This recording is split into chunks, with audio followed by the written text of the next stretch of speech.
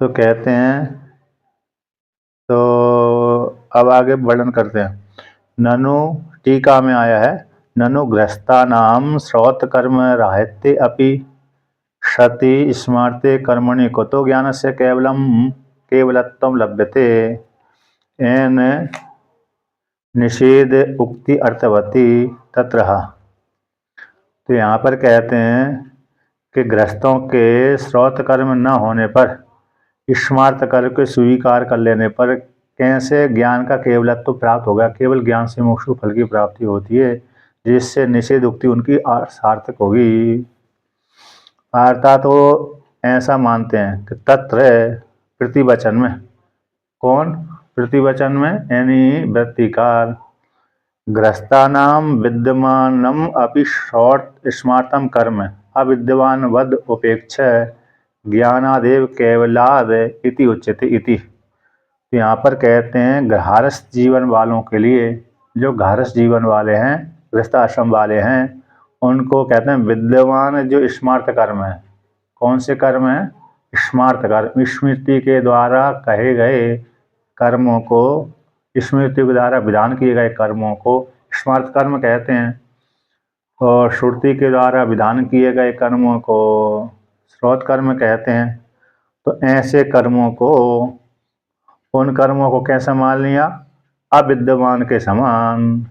यद्यपि विद्यमान है, तो विद्यमान होते हुए भी उनको अविद्यमान के समान मान लिया, है ही नहीं है, ऐसा स्वीकार करके, यानी उनकी उपेक्षा करके, कौन से? स्मार्त कर्म को उपेक्षा करके, यद्यपि है होने पर भी, जैसे घर में रहने वाला मुखिया है, वो उसके द्वारा ही सारे कार्य होते हैं, और अन्य सदस्य रहते हैं, उनके द्वारा रहते हुए भी उनकी कोई ज़्यादा भूमिका नहीं रहती किसी विशेष निर्णय करने में। तो उसी प्रकार से यहाँ पर भी, तो केवल ज्ञान से ही मोक्ष फल की प्राप्ति है, लेकिन स्मार्त कर्मों को गौण कर दिया। क्या कर दिया? प्रधानता रूप से स्वीकार नहीं किया। तो ऐसा कैसे कहते हैं कि केवल ज्ञान से मोक्ष फल की प्राप्ति होती है? तृतीय अध्याय में। किस अध्याय में? तृतीय अध्याय में। जबकि प्रथम संबंध भाष्य में तो उन्होंने क्या कहा था कि ज्ञान और कर्म के समुच्चय से मोक्ष फल की प्राप्ति होती है। जब भगवान ने यहाँ पर तृतीय अध्याय में दो प्रकार की निष्ठा का पृथक पृथक वर्णन किया, तो यहाँ पर केवल ज्ञान से मोक्ष फल की प्राप्ति हो जाती है, और स्मार्त कर्मों को स्वीकार कर लेते हैं। तो कैसे उनको केवल ज्ञान से मोक्ष फल की प्राप्ति होगी? एतद इति एतद अपि विरुद्धम, ये भी विरोध वाली वाणी है, जबकि ज्ञान का कर्म के साथ विरोध हो रहा है। स्मार्त कर्मों को तो आप स्वीकार ही कर रहे हैं। इस प्रकार से तो यहाँ पर टीका में कहा गया है कि प्रधानम जो श्रौत कर्म हैं, चौथी पंक्ति है 110 नंबर पृष्ठ पर ऊपर से, प्रधान जो श्रौत कर्म है उससे रहित होने पर भी स्मार्त कर्मों का विद्यमान है, स्मार्त कर्म विद्यमान स्वीकार कर लेने पर भी असद भाव के समान मानो नहीं है। जैसे हमारे सामने वस्तु रखी है, लेकिन हमने उसके ऊपर एक कोई आवरण ढांक दिया, आवरण डाल दिया, अर्थात जो कटोरी आदि है, तो कटोरी आदि सामने तो है, लेकिन उसके ऊपर हमने क्या रख दिया? बड़ा पात्र रख दिया, तो नीचे की कटोरी दब गई, दुख गई, आवरण हो गई, दिख नहीं रही। तो जैसे विद्यमान होते हुए भी उसकी अउपयोगिता हो गई, दिख नहीं रही, प्रत्यक्ष नहीं हो रही, अर्थात अरे विद्यमान होती हुई अविद्यमान के समान हो गई, गौण हो गई। तो जैसे इस प्रकार से असत के समान स्वीकार करके के ज्ञान का केवलत्म जो कहा गया कि केवल ज्ञान के द्वारा मोक्ष फल की प्राप्ति होती है, युक्ता निषेध उक्ति की, उनकी निषेध उक्ति ठीक ही है। तो ऐसा प्राप्त हो जाने पर कहते हैं गृहस्थों को श्रौत कर्म समुच्चय गृहस्थों को श्रौत कर्म के समुच्चय है, न निशाम, अन्यों के लिए नहीं है। अर्थात वो घारत जीवन वाले के कहते हैं, कौन? वृत्तिकार के घारत जीवन वाले ज्ञान और कर्म के, श्रौत कर्म के समुच्चय से मोक्ष फल की प्राप्ति होती है, अन्य आश्रमों वालों के लिए नहीं है। ऐसा तो अन्यसाम तो स्मार्त के साथ है, और अन्यों के लिए तो क्या हो गया, स्मार्त कर्म के साथ समुच्चय से मोक्ष फल की प्राप्ति होती है। जो 3 आश्रम वालों के लिए, वानप्रस्थ संन्यास आश्रम वालों के लिए, ब्रह्मचर्य आश्रम वालों के लिए, जो ऊर्ध्वरेता वाले मोक्ष की इच्छा करने वाले हैं, ऐसे उनके लिए तो स्मार्त कर्म के सहित ज्ञान के द्वारा मोक्ष फल की प्राप्ति होती है, ऐसा स्वीकार कर लेते हैं। ऐसे पक्षपात में हेतु के अभाव को मानते हुए सन परिहार करते हैं। ये तथापि विरुद्धम, ये भी ठीक नहीं है। अर्थात ऊर्ध्वरेता वालों के लिए ऊर्ध्वरेता वालों के लिए स्मार्त कर्म को स्वीकार कर लिया, और गृहस्थ जीवन वालों के लिए श्रौत कर्म के बिना ज्ञान मोक्ष फल की प्राप्ति नहीं हो सकती। यद्यपि ज्ञान के द्वारा मोक्ष फल की प्राप्ति तो होगी, लेकिन श्रौत कर्म के बिना गृहस्थों को ज्ञान की प्राप्ति नहीं हो सकती। और ऊर्ध्वरेता वालों के लिए स्मार्त कर्म को स्वीकार कर लेते हैं। तो कथम, किस प्रकार से, विरुद्धम किस प्रकार से, कि गृहस्थस्य एव स्मार्त कर्मणः समुचितात् ज्ञानात् मोक्ष प्रतिसिध्यते, न तो आस्मंत्राणाम इति कथम विवेकिभिः शक्यम अवधारितुम। कहते हैं गृहस्थों का ही, भगवान भाष्यकार कहते हैं उनके वाक्य को उनके ऊपर के आक्षेप करते हैं कि गृहस्थ आश्रम वालों को स्मार्त कर्म के समुच्चय से ज्ञान के द्वारा, ज्ञान से मोक्ष का निषेध कर देते हैं, प्रतिसिद्धते।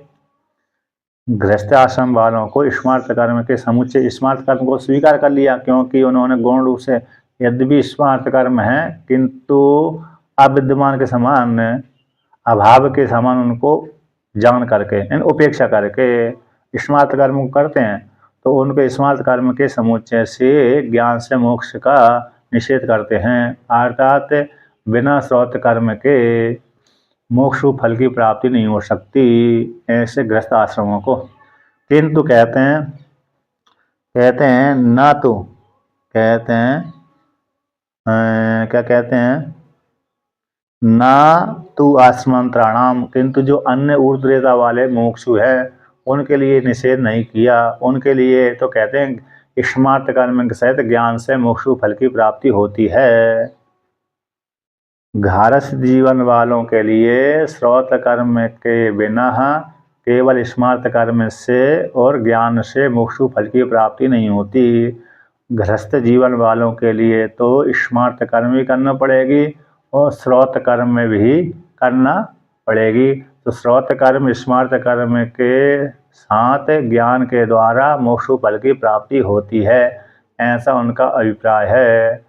और कहते हैं जो ऊर्ध्वरेता वाले सन्यासी हैं वो तो स्मार्त कर्म के सहित ज्ञान के द्वारा, ज्ञान से मोक्ष फल की प्राप्ति होती है, उनके लिए श्रौत कर्म की आवश्यकता नहीं है। श्रौत कर्म हो गया नित्य अग्निहोत्र आदि कर्म है, 10 पूर्णमास याग कर्म है, काम्य कर्म है, ये श्रौत कर्म है।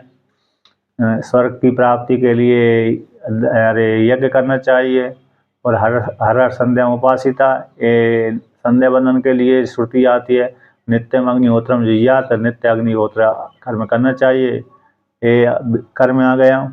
तो इनके बिना भी ऊर्ध्वरेता वालों के लिए तो ज्ञान की प्राप्ति हो जाएगी स्मार्त कर्मों के सहित है, लेकिन गृहस्थ जीवन वालों के लिए नहीं हो सकती। तो ऐसे कैसे, कथम विवेकी भेद सक्यम अवधारितुम, कैसे विवेकियों द्वारा निर्णय किया जा सकता है।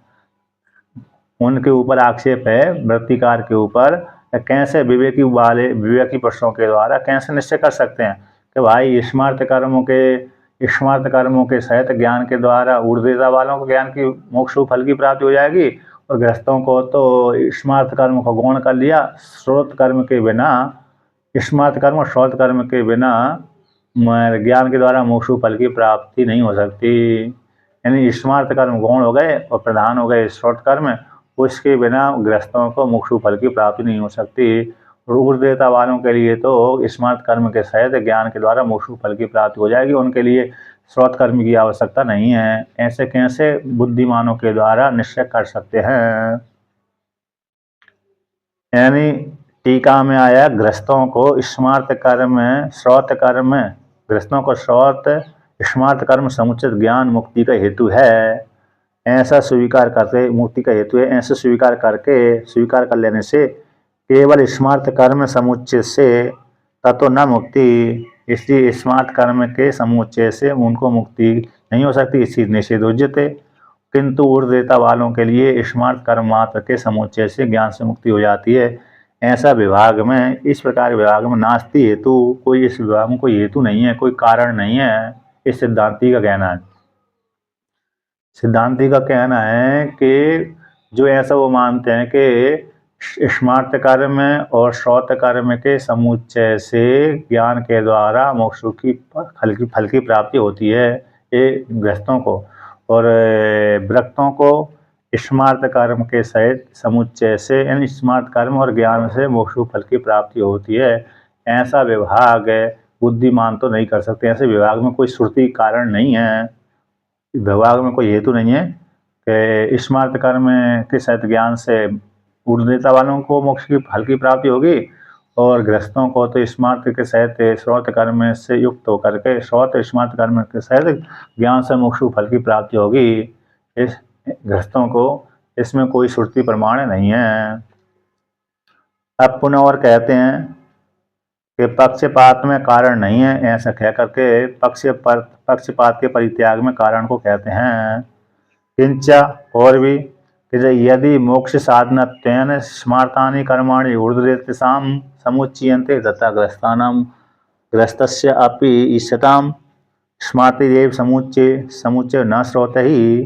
कहते हैं यदि मोक्ष के साधन रूप से स्मार्त कर्मों को ऊर्ध्वरेता वालों के लिए स्वीकार कर लिया, समुच्चय रूप से स्वीकार कर लिया, तो ऊर्ध्वरेता वाले आश्रम वाले अर्थात मुमुक्षु अर्थात सन्यासी और वानप्रस्थ आश्रम वाले और कौन हो गए, नेक्स्ट ब्रह्मचारी आदि, ये स्मार्त कर्मों को साधन रूप से मोक्ष की प्राप्ति में साधन रूप से स्वीकार करके ज्ञान के द्वारा मोक्ष फल की प्राप्ति होती है। ऐसे ऊर्ध्वरेता वालों के लिए स्मार्त कर्म के समुच्चय से मोक्ष फल की प्राप्ति होती है। ऐसा जिस प्रकार से तथा उसी प्रकार से गृहस्थों को भी स्वीकार कर लेना चाहिए। गृहस्थों का भी इष्यते स्मार्त कर्म के साथ समुच्चय हो जाएगा, किंतु न श्रौत के साथ, श्रौत कर्मों के साथ नहीं होगा।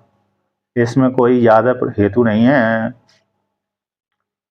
जैसे स्मार्त कर्म स्वीकार कर लिया अरे कौन के ऊर्ध्वरेता वालों के लिए गृहस्थों को, उसी प्रकार से अरे श्रौत कर्म स्वीकार कर लेना चाहिए।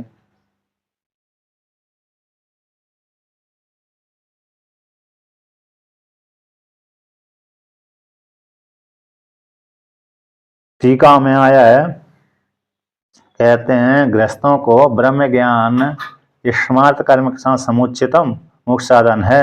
गृहस्थों को ब्रह्म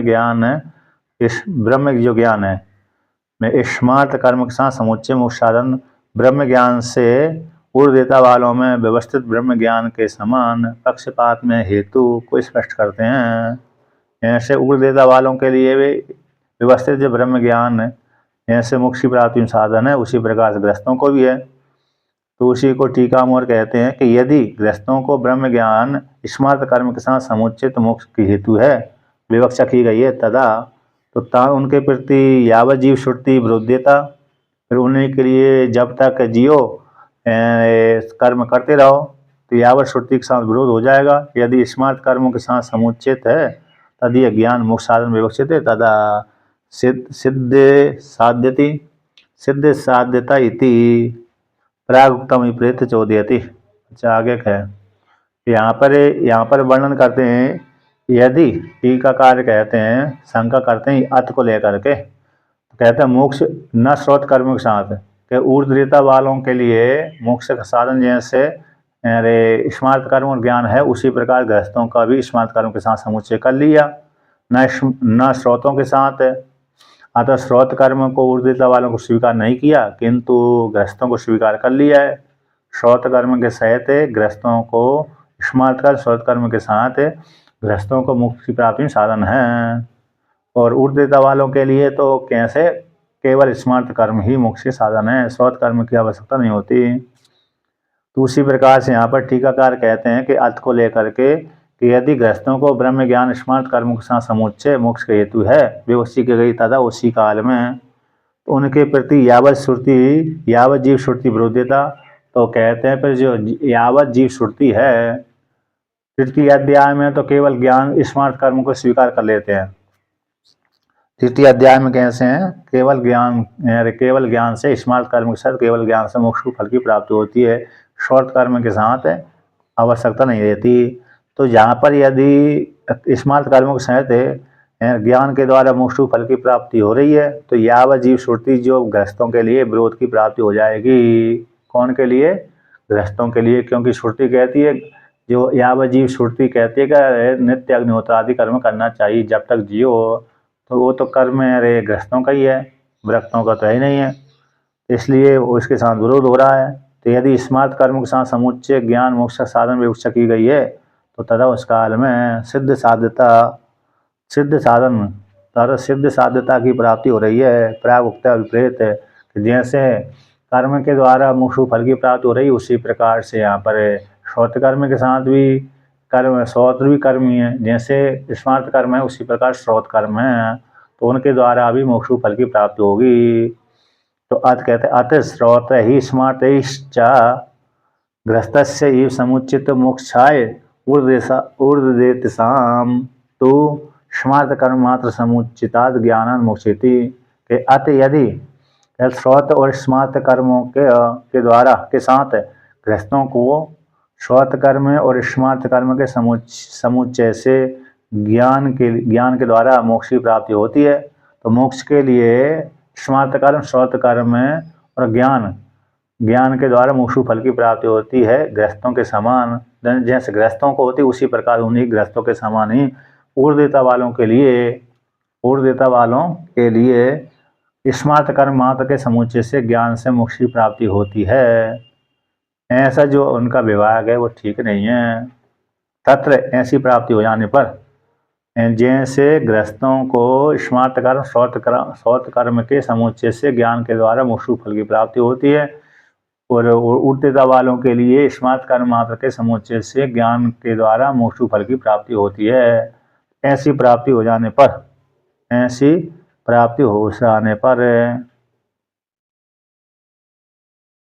तत्र एवं सती, ऐसी प्राप्ति हो जाने पर उसको खंडन करते हैं। ऐसे विभाग के गारस जीवन वालों के लिए तो जैसे यहाँ पर कहते हैं गारस जीवन वाले हैं ना, पहले से कर्म करते रहते हैं, राग द्वेष से युक्त रहते हैं, क्लेशात्मक राग द्वेष से मतलब गारस जीवन में रहते हैं तो विहार करते हैं, तो कभी कभी राग द्वेष भी हो जाता है।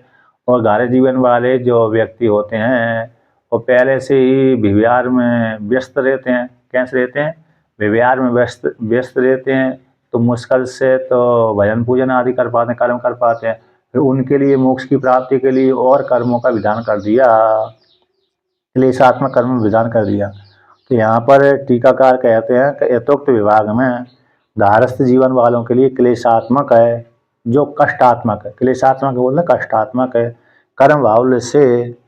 कर्म की बहुलता हो जाने से अनुपादेयत्वम आपद्यते। यदि जब जिस व्यक्ति के पास में बहुत कष्ट हो जाता है उसके लिए कर्म के द्वारा मोक्ष फल की प्राप्ति होना बड़ा कठिन है, क्योंकि एक तो कर्म ही क्लेशात्मक होते हैं, कष्टात्मक होते हैं, और फिर वैसे ही गारस जीवन वाले विहार ज़्यादा करते हैं। एक तो विहार में समय व्यस्त हो जाता है, फिर कर्म में समय चला जाता है, तो ज्ञान के द्वारा मोक्ष फल की प्राप्ति कैसे होगी? इसलिए कर्म बाहुल हो जाने से अनुपादेयत्वम अपादेयता अर्थात मोक्ष ब्रह्म ज्ञान की प्राप्ति नहीं हो सकती। तो तत्र एवं सती, ऐसी प्राप्ति हो जाने पर जो उन्होंने वृत्तिकार ने ऐसा वर्णन किया कि स्मार्त कर्म, श्रोत कर्म के समुच्चय से ज्ञान के द्वारा मोक्ष फल की प्राप्ति होगी गृहस्थों को। ऊर्ध्वदेता वालों के लिए मात्र स्मार्त कर्मों के साथ ज्ञान से मोक्ष फल की प्राप्ति होगी। ऐसी विभाग की प्राप्ति हो जाने पर एवं सती, तो गृहस्थस्य आयास बहुल्यात श्रोत स्मार्तम च बहु दुख रूपम कर्म शिरसी आरोपितम स्यात्। तो उन वृत्तिकार ने गृहस्थों के ऊपर और ज़्यादा बोझ डाल दिया। जैसे कोई व्यक्ति 1 कुंटल वजन तो ढो ही रहा है, किंतु किसी दूसरे व्यक्ति ने कहा कि मेरा और ले जाओ और 2 क्विंटल कर दे, अपना वजन भी उसके ऊपर दे देता है दूसरा व्यक्ति, है ना। जैसे होता रहता है, व्यवहार में चलता रहता है, मेरा भी ले जाना, मेरा जैसे अब बाजार में कोई व्यक्ति गया सामग्री लेने, सामान लेने के लिए गया आपण में दुकान पर, तो वहाँ से अपना सामान तो लेके ही आया और दूसरे व्यक्ति ने कहता मेरा सामान ही ले आना, तो एक पहला तो अपना सामान लाने में ही इतना वजन था, दूसरे का सामान वो लेके आ गया तो और दोगुना तिगुना वजन हो गया। उसी प्रकार से यहाँ पर भी घर जीवन में पहले से ही व्यस्त रहता है व्यक्ति, तो आयास बहुल होता है, उसमें प्रयास बहुत करना पड़ती है, घर जीवन में पुरुषार्थ बहुत करना पड़ती है। तो गृहस्थ आश्रम वालों के लिए आयस बहुलता होने से, प्रयास का बहुल हो जाने से, तो कहते श्रौत कर्म और स्मार्त कर्म में और भी जैसे श्रौत कर्म और स्मार्त कर्म भी कैसे कष्ट क्लेशात्मक है, आयास से प्रयत्न बहुलता वाले हैं, तो बहुदुख रूपम है। तो बहुदुख रूप जो कर्म है श्रौत कर्म स्मार्त कर्म वे वो गृहस्थ जीवन के सिर के ऊपर आरोपितम से आरोप और कर दिया कि तभी उनको ज्ञान की प्राप्ति होगी। किनके द्वारा? स्मार्त कर्म और श्रौत कर्म के बिना गृहस्थों को ज्ञान की प्राप्ति नहीं हो सकती। ये भी और उनके सिर के ऊपर वजन डाल दिया। इस प्रकार से उनके मत के अनुसार, किनके मत के अनुसार? वृत्तिकार के मत के अनुसार। अब यहाँ पर सिद्धांत पूर्व पक्षी कहता है भाई कि देखो जिसके साधन भूयस्ते फल भूयस्तम इति न्याय आश्रित संकते। एक न्याय है कि साधन के अधिक हो जाने पर फल की अधिक की प्राप्ति हो जाती है। जैसे अब जिसने एक कुंटल बीज बोया तो इसके लिए 10 कुंटल 100 कुंटल फसल हो जाती है। किसी ने 1 कुंटल बीज बोया और उसके लिए 100 कुंटल क्या हो जाती है, फसल हो जाती है। किसी ने 10 कुंटल बीज बोया उसके लिए 1000 कुंटल फसल हो जाती है। तो जिसका जितना साधन अधिक होगा उसी के अनुसार फल भी अधिक की प्राप्ति होगी। तो गृहस्थाश्रम वालों में श्रौत कर्मी है स्मार्त कर्मी है, तो ज्ञान के द्वारा मोक्ष फल की प्राप्ति तो हो रही है, लेकिन श्रौत स्मार्त कर्म के साथ साथ भी हो रही है। तो इसलिए उनकी साधन अधिक हो जाने से उनको शीघ्र ज्ञान की प्राप्ति हो जाएगी। जो ऊर्ध्वता वाले थे मात्र स्मार्त कर्म करते हैं, तो इसलिए उनके लिए ज्ञान की प्राप्ति तो होगी, ज्ञान के द्वारा मोक्ष फल की प्राप्ति तो होगी, लेकिन देर में होगी, क्योंकि उनका एक कर्म है, स्मार्त कर्म ही अकेला है। और गृहस्थ जीवन वालों के लिए 2 कर्म हो गए, स्मार्त भी हो गए, श्रौत भी हो गए। इस प्रकार से कि साधन के अधिक हो जाने पर फल की भी अधिक मात्रा प्राप्त हो जाती है। इस न्याय को लेकर कहते हैं, पुनः कहते हैं कि देखो इस प्रकार से गृहस्थ जीवन वालों के लिए ऐसी किसकी प्राप्ति हो जाएगी कि श्रौत कर्म के समुच्चय से ही ज्ञान के द्वारा मोक्ष फल की प्राप्ति होगी। तो अतः गृहस्थस्य एव आयास बाहुल्य कारणात् मोक्ष स्यात् नाश्रमांतराणाम श्रौत नित्य कर्म रहितत्वादिति। कहते हैं यहाँ पर निगमन करते हैं, कहते गृहस्थ आश्रम का आयास बाहुल्य कारण वाला होने से, गृहस्थ आश्रम वाले कैसे हैं, उनमें आयास बहुलता देखी जाती है। श्रौत कर्म और स्मार्त कर्म। श्रौत कर्म करने के लिए जैसे अग्निहोत्र आदि कर्म करना पड़ेगी, अग्निहोत्र कर्म, तो अग्निहोत्र कर्म करेगा नित्य कर्म है, तो उसके लिए घृत भी शुद्ध चाहिए, गाय का घृत चाहिए, भैंस का भी नहीं चाहिए। किसका घृत चाहिए? गाय का। और कौन सी गाय का? भारतीय गाय का। तो कहते हैं भारतीय गाय का शुद्ध है, मतलब देश, तो घृत भी शुद्ध गाय का चाहिए और लकड़ी भी शुद्ध चाहिए, उसमें दीमक आदि नहीं लगी होनी चाहिए। फिर यज्ञ मंडप भी कैसा होना चाहिए? शुद्ध होना चाहिए, उसमें कुत्ता बिल्ली नहीं जाना चाहिए। यज्ञ की जो सामग्री है वो भी शुद्ध पवित्र होना चाहिए, उसमें कीड़े मकोड़े आदि ना हों, ये सावधानी इस प्रकार रखना चाहिए। और लकड़ी भी, और लकड़ी काटने के लिए ऐसी लकड़ी चाहिए, एक लकड़ी चाहिए इत्यादि। इस प्रकार से उसमें प्रयत्न आदि करना पड़ती है।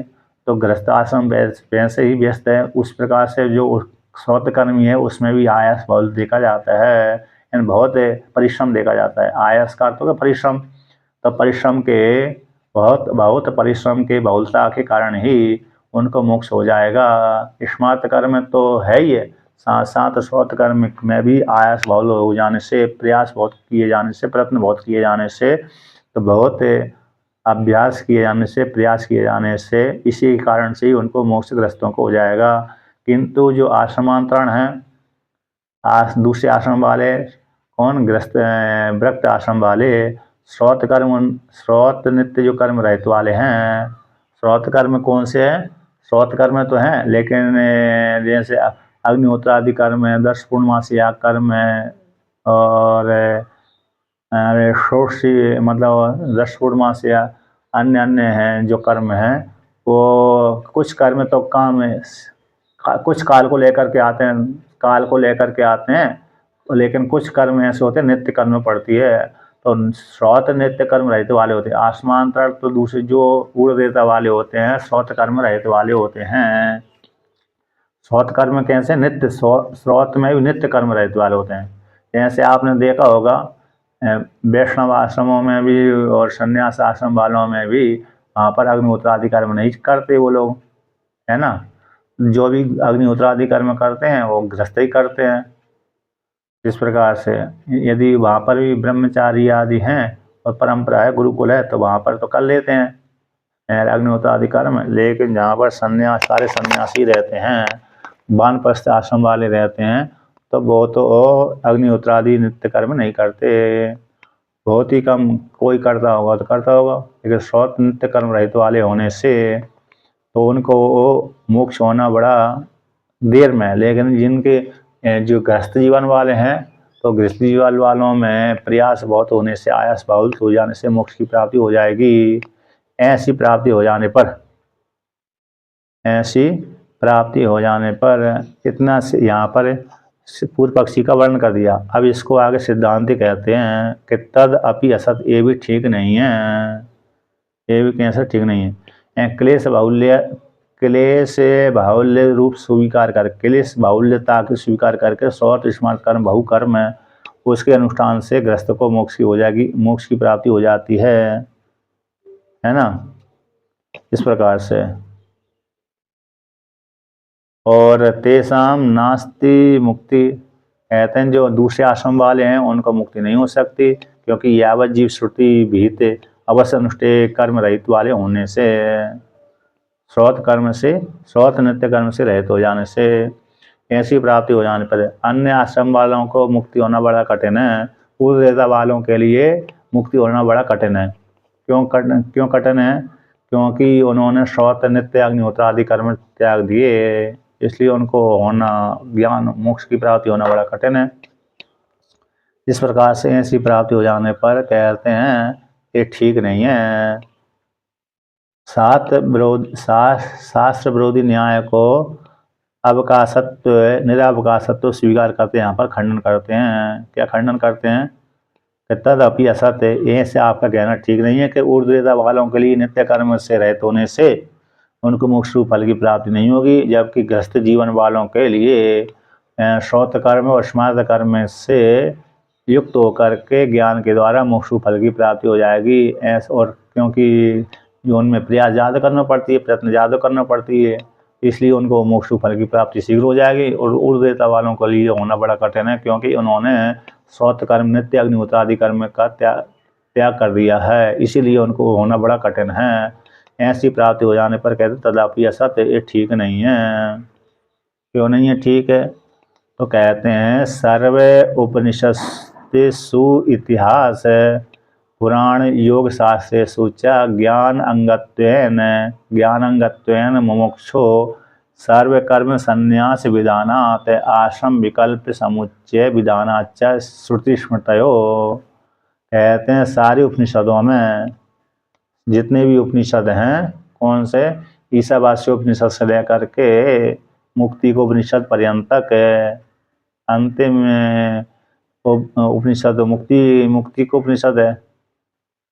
तो इस प्रकार से ईशावास्य उपनिषद पहला उपनिषद है और अंतिम उपनिषद कौन हो गया? मुक्ति को उपनिषद है।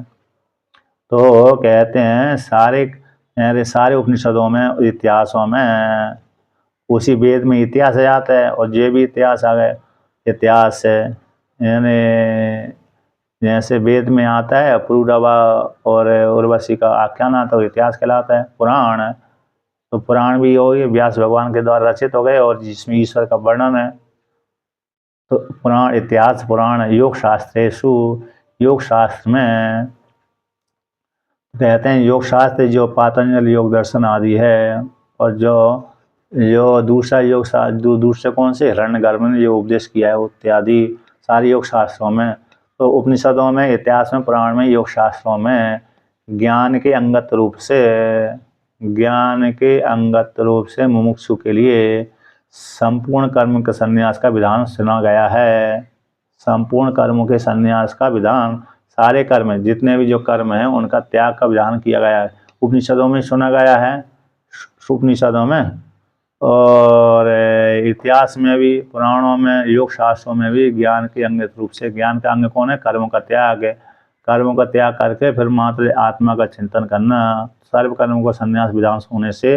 और आश्रम का विकल्प भी है और समुच्चय के विधान भी श्रुति स्मृति में सुना गया है। एक तो कर्मों का त्याग और आश्रम का विकल्प है। कोई व्यक्ति चारों आश्रम स्वीकार करता है, कोई व्यक्ति नहीं भी स्वीकार करता है। इस प्रकार से तो आश्रम विकल्प का, समुच्चय का और विकल्प समुच्चय का विधान होने से श्रुति स्मृति में तो वहाँ पर कर्मों का त्याग भी, कर्मों का त्याग है सारे वर्णन किया गया है कि मोक्ष के लिए कर्मों का त्याग का विधान किया गया है, और आश्रम विकल्प का भी स्वीकार किया है श्रुति स्मृति में। तो आश्रम विकल्प कहाँ स्वीकार किया है श्रुति स्मृति में, तो इस प्रकार से वर्णन करते हैं।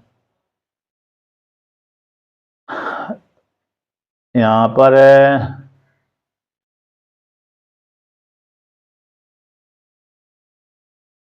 पर क्या वर्णन करते हैं?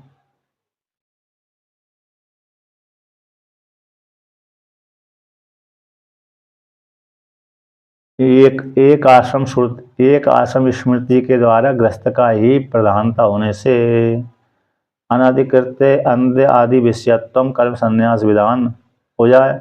यहाँ पर कहते हैं एक श्रुति स्मृति, एक आत्म स्मृति के द्वारा एक आश्रम में स्मृति के द्वारा, एक आश्रम वाली स्मृति यानी गारस जीवन वाली एक आश्रम को विषय करने वाली स्मृति के द्वारा ग्रस्त का ही प्रधानता है।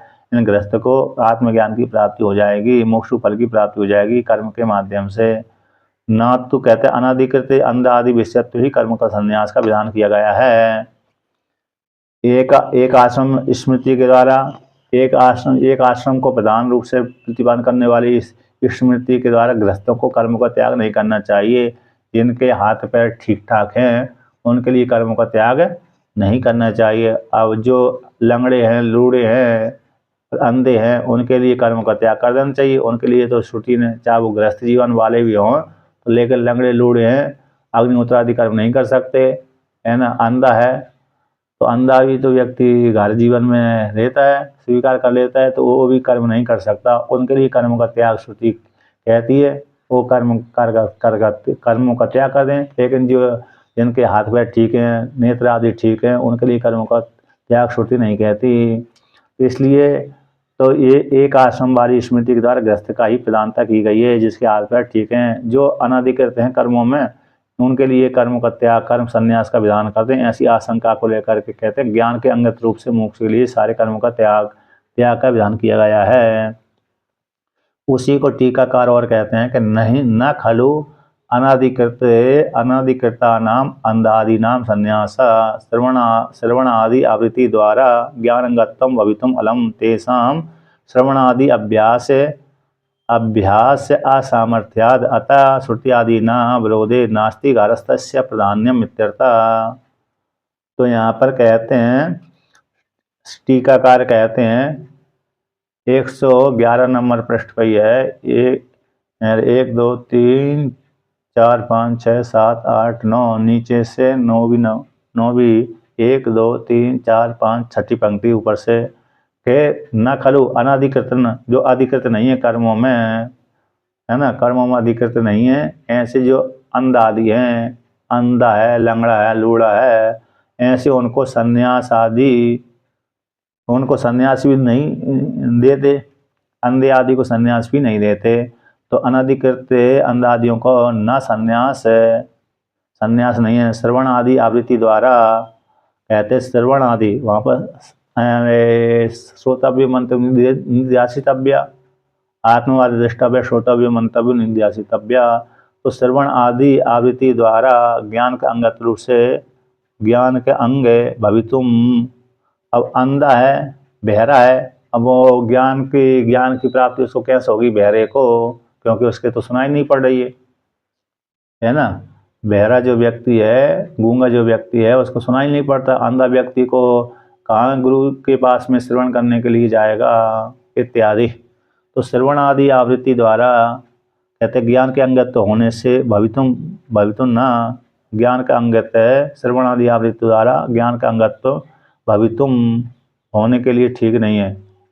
अलम तेसा उनका कहते हैं, तेसा उनका जो कहते हैं उनका कौन का, अरे अंधे आदि व्यक्तियों का श्रवण आदि अभ्यास की सामर्थ्य नहीं है। श्रवण आदि अभ्यास की सामर्थ्य न होने से श्रवण आदि उनके लिए संन्यास का विधान नहीं है। उनके लिए श्रवण आदि आवृत्ति का ज्ञान का अंग होने के योग्य नहीं है। इसलिए तेजा उनका श्रवण आदि अभ्यास की सामर्थ्य न होने से, अतः इसी उद्देश्य से श्रुति आदि के साथ विरोध होने पर नास्ति गृहस्थस्य प्रधानम, श्रुति आदि के साथ विरोध होता है तो विरोध हो जाने पर गृहस्थ जीवन वाले की प्रधानता, गृहस्थ आश्रम का प्रधानता नहीं है। गृहस्थ आश्रम की प्रधानता नहीं है। पूर्व पक्षी के अनुसार तो एक आश्रम को प्रधान रूप से प्रतिपादन करने वाली स्मृति गृहस्थ आश्रम को प्रधान रूप से वर्णन करती है, किंतु अन्य श्रुति के साथ विरोध हो जाने से तो गृहस्थ आश्रम की प्रधानता नहीं है, क्योंकि श्रुति आदि के साथ विरोध होता है। उसी को लेकर कहते हैं कि जो तो आश्रम समुच्चय और विकल्प को स्वीकार किया गया है श्रुति में, तो कहाँ पर स्वीकार किया गया है, तो जावालोपनिषद श्रुति है, ब्रह्मचर्यम समाप्य गृह भवेत ग्रहाद बनी भूत्वा प्रव्रजेत यदि वा इतरता ब्रह्मचर्यादेव प्रव्रजेत ग्रहाद वा बनाद वा, ये श्रुति है। ब्रह्मचर्य को समाप्य करके गृह भवेत, गुरुकुल में विद्यार्थी अध्ययन करने के लिए जाता था पहले, अभी भी जाता है, तो कहते हैं ब्रह्मचर्य का समापन करके गृह भवेत, यानी दारा का संग्रह कर ले तो गृह हो गया। तो गृह होने के पश्चात गृह से वनीभूत, अब वन में वानप्रस्थ चले जाए, गृहस्थ आश्रम स्वीकार करके। तो उसने 50-60 वर्ष की आयु हो गई, बच्चे को पढ़ाया लेकर आया और विवाह कर दिया बच्चियों का। अब उसका काम है कि गृहस्थ जीवन को त्याग करके वानप्रस्थ आश्रम स्वीकार कर ले, गृह से वनीभूत्वा। अब वन में जाकर के अब कुछ काल तक तपस्या करे, इसके पश्चात अब कर्म करने में समर्थ न हो तो फिर संन्यास धारण कर ले। वनीभूत, वनी को भूत्व का अर्थ हो गया वानप्रस्थ, इसके पश्चात प्रव्रजेत संन्यास धारण कर ले। एक श्रुति क्रम संन्यास कहती है, अब दूसरी श्रुति उसी में आगे की पंक्ति है, व इतरता ब्रह्मचर्या प्रजेत, ब्रह्मचर्य आश्रम से ही संन्यास धारण कर ले। और संन्यास धारण का अथवा गृहाद्वा बनाद्वा, अथवा गृह भी जा सकता है अथवा वन में भी जा सकता है, दोनों प्रकार से। इसलिए इस श्रुति में आश्रम समुच्चय भी विकल्प है, इस प्रकार से इति कहते हैं। तो जिसकी इच्छा हो उसी में निवास कर, ब्रह्मचारी जिसकी इच्छा करता है उसी आश्रम में निवास करे इत्यादि। स्मृति में भी वर्णन आता है कि आश्रमों का समुच्चय रूप से और विकल्प रूप से आश्रमांतर का इच्छा करने के प्रति विधान होता है ना। गृहस्थ आश्रम प्रधानम, गृहस्थ आश्रम का प्रधानता नहीं है। जो एक आत्म श्रुति है, एक आश्रम वाली श्रुति है, वो गृहस्थ आश्रम को प्रधान रूप से वर्णन करती है, और अन्य श्रुति और स्मृतियों के साथ उसका विरोध होता है। इसीलिए एक गृहस्थ आश्रम की प्रधानता नहीं है इस प्रकार से। तो इसलिए तो यहाँ पर कहते हैं, तो जब वृक्ष आश्रम में जाता है तो वहाँ पर स्मार्त कर्मों का भी त्याग कर दिया जाता है और श्रौत कर्मों का भी त्याग कर दिया जाता है। तो इसलिए केवल ज्ञान से मोक्ष फल की प्राप्ति होती है, ना कि समुच्चय से। अब पुनः और आगे वर्णन करते हैं कि सिद्धस्तरी सर्वाश्रमीणाम ज्ञान कर्मों समुच्चय। तो जैसे इसमें चारों आश्रमों को तो कहते हैं सिद्ध मतलब कहते हैं कि यदि सारे आश्रमों को श्रुति स्मृति मूलक है, सारे आश्रम कैसे श्रुति के द्वारा कहे गए, स्मृति मूलक हैं, तो श्रुति और स्मृति ने कर्मों का विधान किया गया है, इसलिए चारों आश्रम वालों के लिए कर्म करना चाहिए, कर्मों का त्याग नहीं करना चाहिए। सारे आश्रमों का श्रुति और स्मृति मूलक हैं तो तभी तत्त आश्रम में विहित कर्मों का ज्ञान के साथ समुच्चय हो जाएगा, ऐसा पूर्व पक्षी का कहना है। पूर्व पक्षी का कहना है कि चारों आश्रम श्रुति के द्वारा और स्मृति के द्वारा विधान किए गए हैं। कौन सी जावालोपनिषद में चारों आश्रमों को वर्णन किया है। ब्रह्मचर्य समाप्य गृह भवेत गृहाद बने भूत्वा प्रवर्जित है, तो जहाँ इस श्रुति में चारों आश्रम आ गए, ब्रह्मचर्य आश्रम, गृहस्थ आश्रम, वानप्रस्थ आश्रम, संन्यास आश्रम, और स्मृति में भी उसी प्रकार से आ गए। तो चारों आश्रम श्रुति के द्वारा विधान किए गए हैं, तो जब विधान किए गए तो चारों आश्रम में कर्म भी विधान किए गए श्रुति के अनुसार, इसलिए ज्ञान के अंग रूप से वो कर्म हैं। जब ज्ञान के अंग रूप से कर्म हैं तो इसलिए चारों आश्रम वालों के लिए ज्ञान कर्म का समुच्चय हो गया। सिद्धस्तरी, तो ऐसी प्राप्ति हो जाने पर सिद्धांत कहता है ना, ऐसी बात नहीं है। तो क्यों नहीं है कि यद्यपि यहाँ पर कहते हैं ज्ञान की उत्पत्ति में जो आश्रम है, चारों आश्रमों के कर्म हैं, ज्ञान की उत्पत्ति में आश्रम के कर्म साधन है, ज्ञान की प्राप्ति में कर्म साधन होते हैं, किंतु जब ज्ञान उत्पन्न हो गया तो ज्ञान उत्पन्न हो जाने पर वह ज्ञान के द्वारा उत्पन्न होने वाले फल में वो साधन नहीं बनते, कर्म है।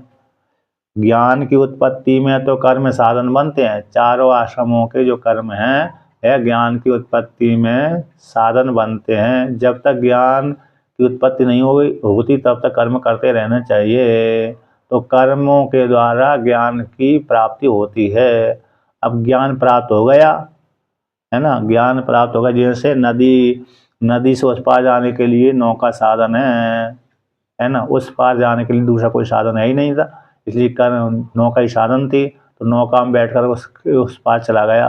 अब नौका की आवश्यकता नहीं है, आगे फिर व्यक्ति दूसरे साधन से भी जा सकता है, आगे कहीं लक्ष्य पे जा रहा होगा नदी पार करके तो वहाँ पर पैदल भी जा सकता है और वाहन में भी जा सकता है, किंतु नौका की आवश्यकता उसको नहीं रहती। उसी प्रकार से ज्ञान जब तक उत्पन्न नहीं होता तब तक के लिए निष्काम कर्म साधन रूप से स्वीकार कर लेते हैं। निष्काम कर्म ज्ञान की उत्पत्ति में साधन है। अब जब ज्ञान उत्पन्न हो गया तो मोक्ष फल की प्राप्ति में वह कर्म साधन नहीं बनते, तो उत्पन्न ज्ञान जो ज्ञान होगा वह फल में सहकारी रूप से स्वीकार नहीं करता। कौन को? कर्मों को। अन्यथा संन्यास विधि की उत्पत्ति नहीं हो सकती। यदि ज्ञान का अंग कर्मों को मानेंगे, ज्ञान के द्वारा, ज्ञान से युक्त कर्मों के द्वारा मोक्ष फल की प्राप्ति होती है, तो ज्ञान का अंग कर्मों को स्वीकार करेंगे तो संन्यास विधि कैसी होगी? सार्थक नहीं होगी। इसको लेकर कहते हैं ना, ऐसी बात नहीं है, ज्ञान कर्म का समुच्चय नहीं है। क्यों? मुमुक्ष हो सर्व कर्म संन्यास विधाना आते, मोक्ष के लिए जो मोक्ष इच्छा करता है ऐसा उसके लिए संपूर्ण कर्मों के त्याग का विधान किया गया है। जो मुमुक्षु है, सन्यासी है, उसके लिए सारे कर्मों का त्याग का विधान किया गया है। जब तक कर्मों का त्याग नहीं करेगा तो बड़े मोक्ष फल की प्राप्ति कैसे हो सकती है? क्योंकि कर्म करने में समय चला जाएगा, तो फिर चिंतन कैसे करेगा? है नहीं, कर्म करने में बहुत समय जाता है, फिर चिंतन करने का फिर सावधानी रखनी पड़ती है।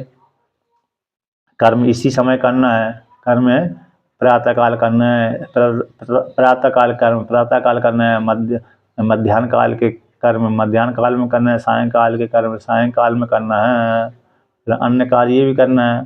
तो इसी में समय चला गया तो फिर निध्यासन कैसे करेगा? इसीलिए मोक्ष के लिए सारे कर्मों के संन्यास का विधान है, हर कर्मों का त्याग का विधान किया गया है। तो कहाँ पर श्रुति में विधान किया गया कि भाई मोक्ष के लिए कर्मों का त्याग कर देना चाहिए, और यहाँ पर कहते हैं कर्मों का त्याग का विधान और संन्यास आश्रम की श्रेष्ठता है श्रुति में प्रधानत। मोक्ष की प्राप्ति के लिए कर्मों का त्याग और संन्यास का विधान किया गया श्रुति में। तो कहाँ पर विधान किया गया है उसको लेकर श्रुति कहते हैं यहाँ पर पहले श्रुति का उदाहरण देते हैं, फिर स्मृति का उदाहरण देते हैं। कहते हैं वित्थाय अत भिक्षाचर्यम चरंती, वित्ताय वित्थायतः भिक्षाचर्यम चरंती। श्रुति है बृहदारण्यक उपनिषद की 3:5-1 की है। कहते हैं घारस जीवन से उठ करके गृहस्थ आश्रम से ऊपर उठ करके क्या करे, भिक्षाचर्यम चरंती, तो वित्थाय ऊपर उठ गया। उसने जैसे अरे याज्ञवल्क्य है, उन्होंने विवाह कर लिया था, उनकी 2 पत्नियां थी, तो अब उन्होंने कहा कि मैत्रेयी से कहा कि मैं ऊपर उठना चाहता हूँ इस आश्रम से, अर्थात संन्यास धारण करना चाहता हूँ। इसलिए श्रुति तो वहाँ पर उन्होंने पत्नी की आज्ञा लेकर के संन्यास धारण कर लिया था। तो इसी कहते हैं घारस जीवन से ऊपर उठ करके, वित्ताय का अर्थ हो घारस जीवन से ऊपर उठ करके फिर भिक्षाचर्यम चरंती, भिक्षाचर्यम चरंती का अर्थ संन्यास धारण हो गया। तो इस प्रकार से यहाँ पर तो गृहस्थ आश्रम को त्याग करके संन्यास आश्रम ले लिया हो। संन्यास लेकर क्या करेगा, तो आत्मा का ही चिंतन करेगा, दूसरे कार्य तो है ही नहीं उसके लिए। इस प्रकार से तो ये संन्यास आश्रम का विधान करती है श्रुति।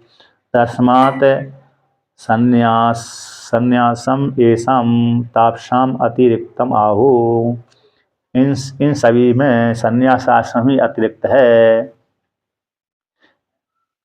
वित्ताय यानी इष्णाओं से बेमुख होकर तत्परित्याग। यहाँ पर कहते हैं तस्मात्, तो तस्मात् का अर्थ करते हैं कि हेतु प्रागुक्त सत्यादियों का अल्प फलत्व जान से त्याग का ही, सत्यादियों का अल्प फल वाला होने से न्यास त्याग का ही ज्ञान द्वारा मुक्त का साधन है। कि अतिरिक्तम है अतिशयवंतम महाफलम। तो कहते हैं संन्यासम अतिरिक्तम आहु, आहु यानी कहते हैं इन इन साधनों में, इन आश्रम एतेषाम तापसाम, इन तापसों के लिए, एषाम तापसाम है ना तपसाम, इन तपसों में के मध्य में संन्यास आश्रम ही, यानी संन्यास आश्रम त्याग कर संपूर्ण कर्मों का त्याग संन्यास आश्रम अतिरिक्त फल वाला है, अतिरिक्त फल वाला है, अतिशय फल वाला है, महाफल वाला है। इन संन्यास आश्रम सबसे श्रेष्ठ है, संन्यास आश्रम सबसे श्रेष्ठ है। ये महान नारायण उपनिषद का मंत्र है, ठीक है ना।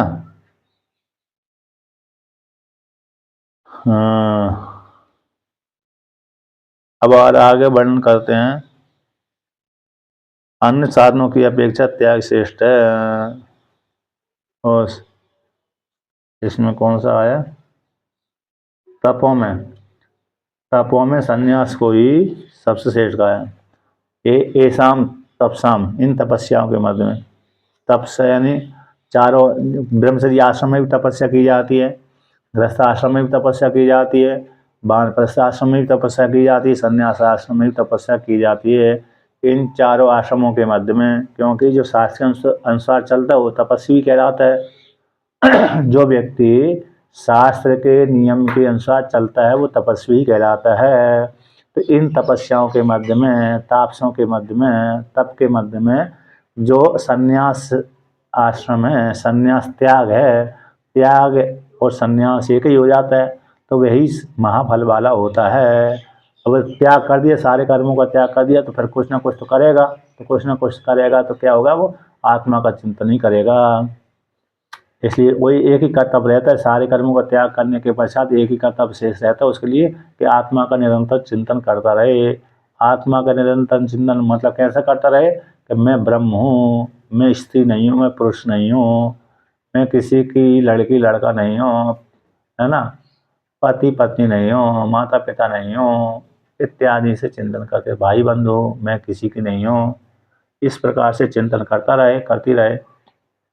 न्यास एव अत्यरेच्यत, और आगे महानारायण उपनिषद उसी में वर्णन कीजिए कि न्यास सन्यासी सबसे श्रेष्ठ है, अतिरिक्त है। चार आश्रमों में जो संन्यास आश्रम है वही अतिरेच्यत, महाफल वाला है, श्रेष्ठ है। और आगे कहते हैं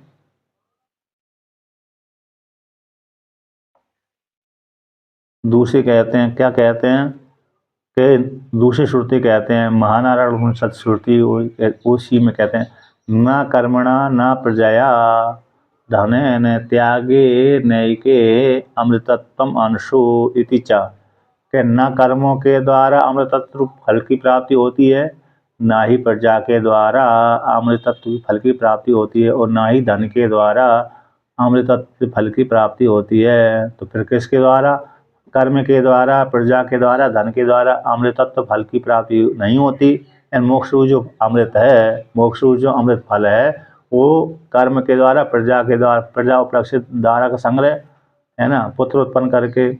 और कहते हैं इसलिए धन के द्वारा तो लौकिक धन धन धन देव उपासना भी हो गई, और दूसरी हो गई वित्त धन, धन यानी वित्त भी हो जाता है। तो लौकिक धन और पारमार्थिक धन मतलब देवता उपासना संबंधी धन। तो कर्म, पितृकर्म, प्रजा और धन उपासना के माध्यम से मोक्ष फल की प्राप्ति नहीं होती। तो फिर किसके द्वारा मोक्ष फल की प्राप्ति होती है भाई? त्यागन एक साधन है अमृतत्व मानसु, के एकमात्र साधन कौन है? त्याग है। एकमात्र साधन त्याग है, संन्यास आश्रम त्याग, सारे कर्मों का त्याग है। उस त्याग के द्वारा ही अमृतत्व फल की प्राप्ति होती है। आंसु यानी प्राप्त कर लेता, असुंग व्याप्त धातु है, प्राप्त कर लेता है।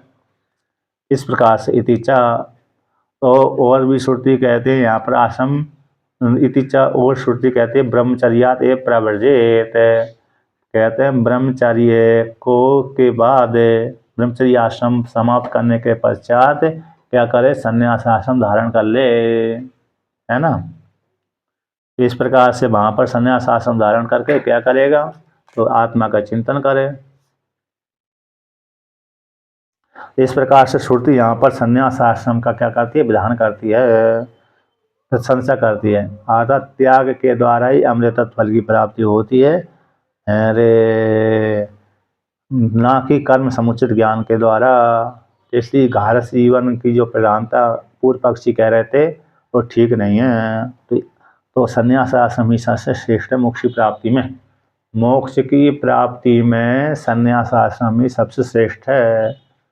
हाँ, विहार के लिए तो गारस आश्रम सबसे श्रेष्ठ हो गया, क्योंकि गारस आश्रम गृहस्थ आश्रम कैसे है? 3 आश्रमों को पालने वाला होता है। गृहस्थ आश्रम 3 आश्रमों को पालने वाला होता है। किन किन आश्रमों को? ब्रह्मचर्य आश्रम को भी गृहस्थ आश्रम पालता है। ऐसे गृहस्थ आश्रम जब भोजन बनाते हैं तो सबसे पहले ब्रह्मचारी के लिए भिक्षा देते हैं।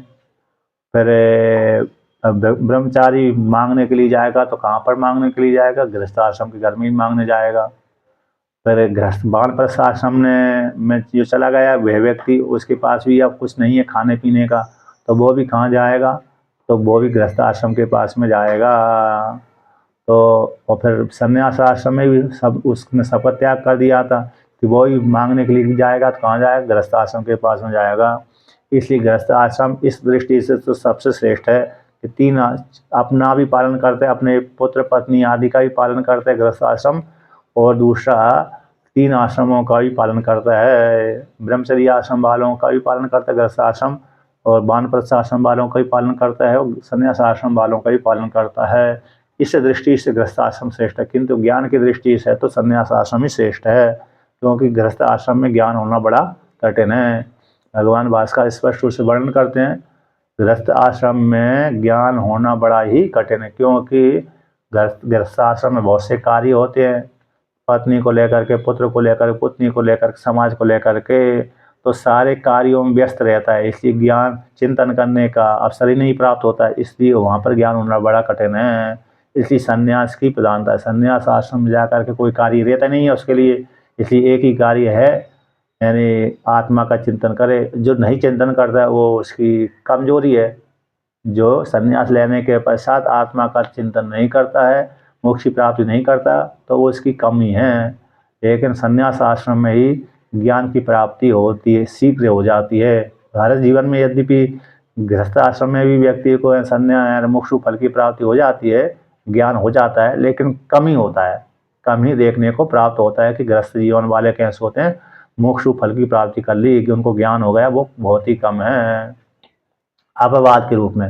लेकिन ज़्यादातर कैसे संन्यास आश्रम वाले ही, चाहे वो गृहस्थ आश्रम होके गए हों चाहे न गए हों, संन्यास आश्रम में पहुंच करके उनको ज्ञान की प्राप्ति शीघ्र हो जाती है ना। इसलिए आप भी ऐसा कार्य करते रहिए, घर का त्याग कर दीजिए और त्याग करके संन्यास ले करके बस ब्रह्म का चिंतन करते रहिए। सही, आगे का पाठ ऐसे ही करेंगे।